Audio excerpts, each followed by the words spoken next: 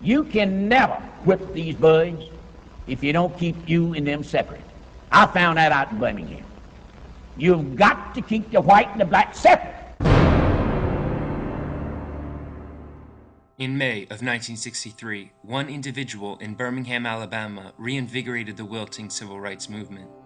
Bull Connor, Birmingham's Commissioner of Public Safety, ordered the use of fire hoses and police dogs to quell demonstrations pushing for desegregation in Birmingham. In an ironic twist, however, by defending segregation so fervently, Bull Connor actually called national attention to the civil rights movement and dramatized its goals. His violent actions brought the immediate end to segregation in Birmingham, solidified his legacy as a symbol of bigotry, and, most importantly, hastened the passage of major civil rights legislation.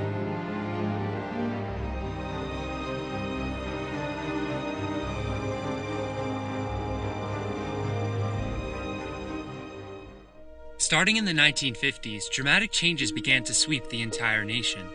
Following the landmark decision in Brown v. Board of Education in 1954 and the success of the Montgomery bus boycott in 1956, America found itself amidst an ever-strengthening civil rights movement.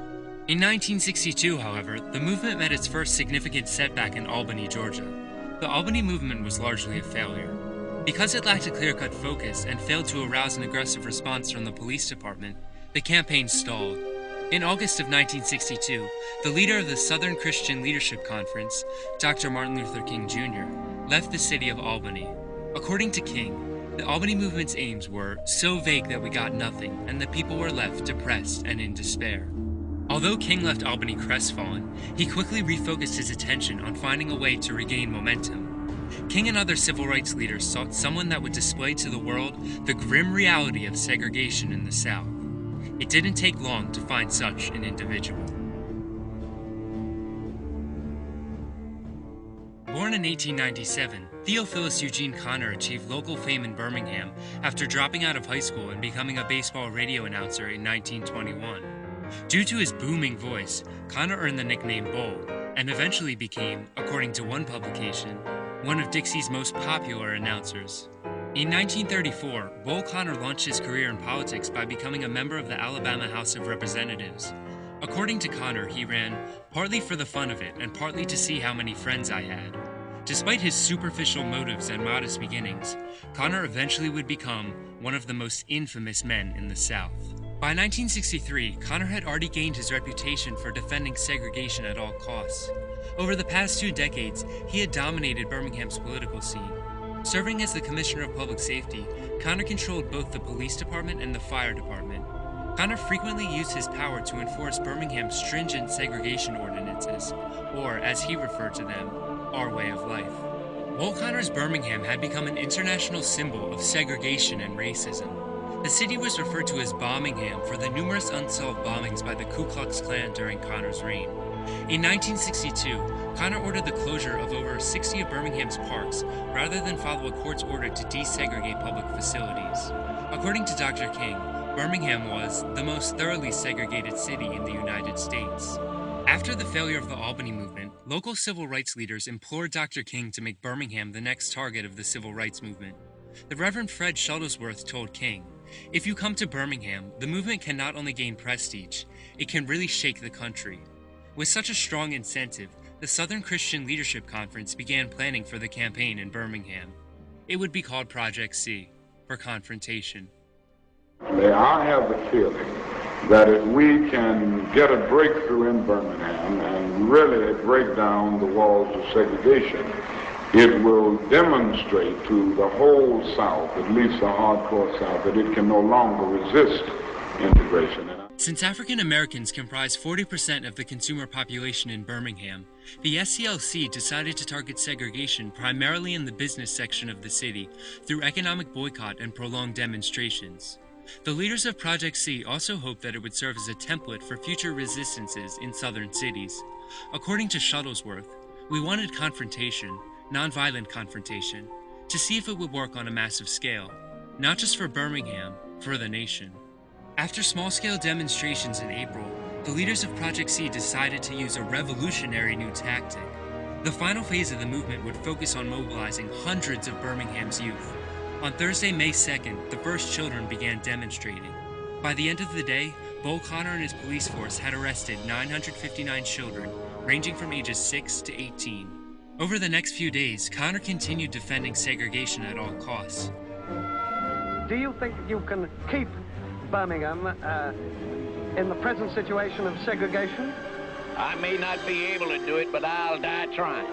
Connor ordered his police and fire departments to use dogs and hoses to crush these massive demonstrations. To counter King's tactic of nonviolence, Connor pledged to fill the jails. By May 7th, Connor and his police department had already jailed over 3,000 demonstrators.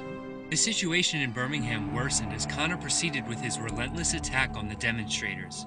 Local business leaders began to change their minds about segregation. Because of the economically crippling effect of the boycott and the state of race relations, the Senior Citizens Committee, a group that represented the majority of Birmingham's businesses, agreed to desegregate lunch counters and hire African American workers. Announced on May 10th, the Birmingham Agreement struck an enormous blow for integration. Bull Connor's extreme actions had clearly backfired, but his violent actions would eventually backfire even more. Bull Connor's recalcitrant behavior and positions allowed the press to be able to focus thoroughly on what was happening within a movement experience. Over 200 reporters from local and national media outlets captured Connor's segregationist tactics in pictures and video. The stark contrast of vicious dogs and high-powered hoses with young children dramatically stirred the nation's conscience. As Connor attacked the Birmingham Agreement as capitulation by certain weak-kneed white people, President John F. Kennedy began preparing for a monumental address to the nation.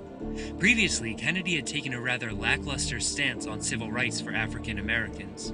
However, Bull Connor's alarming actions in Birmingham had alerted Kennedy, along with millions of other Americans, of the dire situation in the South. On June 11, 1963, Kennedy delivered an address on civil rights to the nation. Now the time has come for this nation to fulfill its promise.